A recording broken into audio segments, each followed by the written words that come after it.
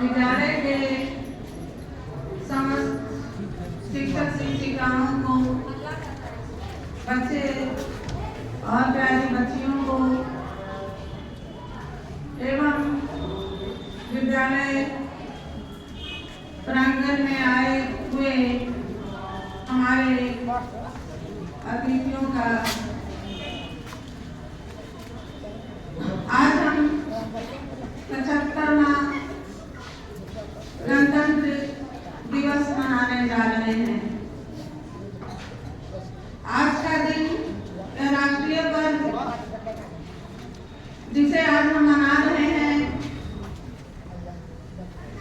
यह यूं ही नहीं मना रहे हैं। 15 अगस्त 1947 को हमारा देश आजाद हुआ। यह एक औपनिवेशिक स्वतंत्रता के रूप में इसको हम ले सकते हैं, लेकिन 26 जनवरी 1950 को जब हमारा संविधान बनकर के तैयार हो गया और उसे लागू कर दिया गया, तो सच कहा जाए तो पूरी स्वतंत्रता, पूरी आजादी हमें उसी दिन मिली। आखिर संविधान की आवश्यकता क्यों है? संविधान है क्या? संविधान सरकार की सत्ता एवं शक्ति का स्रोत है।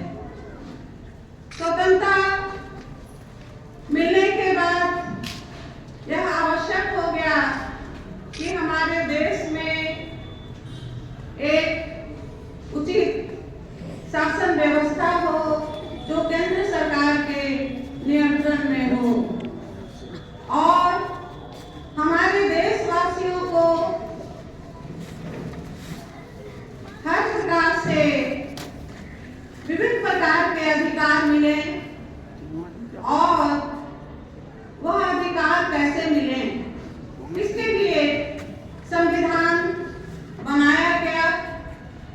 संविधान बनाने में भीमराव अंबेडकर, डॉक्टर राजेंद्र प्रसाद और भी देश के उस समय के गण्यमान नेताओं का बहुत बड़ा योगदान है। 1900 स्वतंत्रता प्राप्ति के पूर्व से ही संविधान निर्माण की प्रक्रिया शुरू हुई और 26 नवंबर 1949 को 2 वर्ष 11 महीना और 18 दिन में लगभग बन करके हमारा संविधान तैयार हो गया। इस संविधान जो हमारा संविधान बना, जो राष्ट्र की जनता के हित में बना, इस संविधान को सबों ने स्वीकार किया और 26 जनवरी 1950 को संविधान सभा के 284 सदस्यों का दस्तखत हुआ और इसे लागू किया गया। हमारे देश में जब संविधान लागू हुआ तो डॉक्टर राजेंद्र प्रसाद उस समय हमारे देश के प्रथम राष्ट्रपति हुए और 21 तोपों से हमारे संविधान को सलामी दी गई। हमारा संविधान बहुत बड़ा संविधान है, एक विशाल संविधान है और विश्व के दूसरे नंबर पर एक विशाल संविधान के रूप में जाना जाता है। इसमें 1,86,385 शब्द हमारे संविधान में है और यह एक लिखित और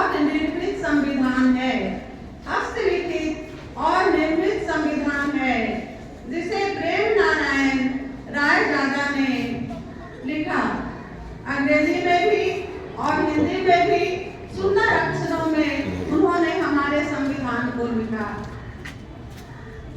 हमारा संविधान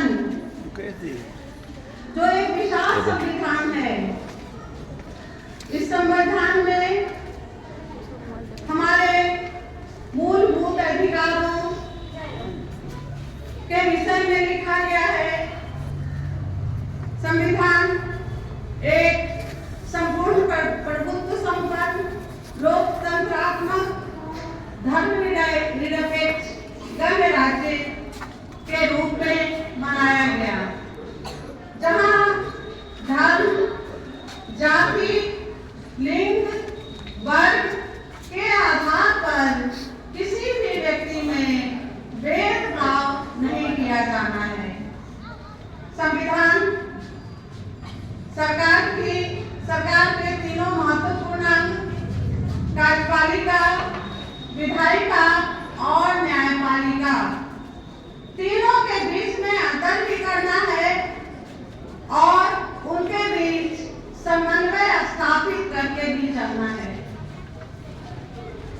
समझने की बात यह है कि हमारे देश में पहले राज परिवार के लोग शासन करते थे और जो राजवंश के होते थे वही राजा के पद पर आसीन होते थे। लेकिन हमारे संविधान में अब्राहम लिंकन ने बिल्कुल सही लिखा है, यह जनता के लिए और जनता द्वारा शासित होगा, अर्थात हमारे ही बीच के योग्य, सुयोग्य, कर्मठ, ईमानदार व्यक्ति को शासक नियुक्त किया जाएगा, जो जनहित में बिना किसी भेदभाव के कार्य करेंगे और सबों को समान रूप से आगे बढ़ने का सुअवसर प्रदान किया जाएगा। हमारे संविधान में 103 बार संशोधन भी हुए हैं। हमारे संविधान की स्थिरता का कारण उसका लचीलापन है। जब जरूरत होती है तो उसमें संशोधन किया जाता है, यह उसकी खासियत है, यह उसकी खूबी है।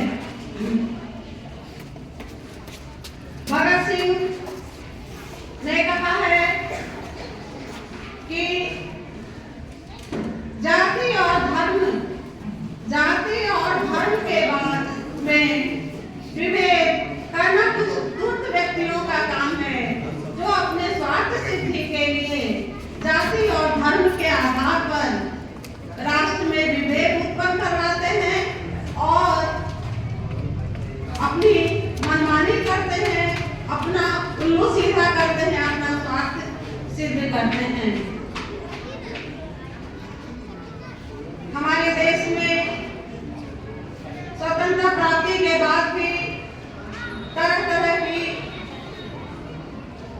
भयावह स्थितियां कभी काल उत्पन्न होते रहती है, जिससे हमारे देश की एकता और अखंडता प्रभावित होती है। हमारे देश की एकता, अखंडता कैसे अक्षुण्ण रहे, इस पर ध्यान देने की आवश्यकता है और देश के जो हमारे सदर नागरिक हैं वो इस पर विशेष रूप से ध्यान देंगे ताकि हमारा राष्ट्र कल्याण हो सके। हुआ देश की खातिर जन्म है हमारा, हुआ देश की खातिर जन्म है हमारा, कि कभी मुंह तरफना करम है हमारा, कि कमजोर पाकर मिटा न दे कोई, इसी से तरफना धर्म है हमारा, कि कमजोर पाकर मिटा दे न कोई, इसी से तरफना धर्म है हमारा। तो हमारे देश के जो जिन शहीदों ने अपना प्राणोत्सर्ग किया, जिनके त्याग, तपस्या, बलिदान के कारण यह तिरंगा फहरा रहा है, उनकी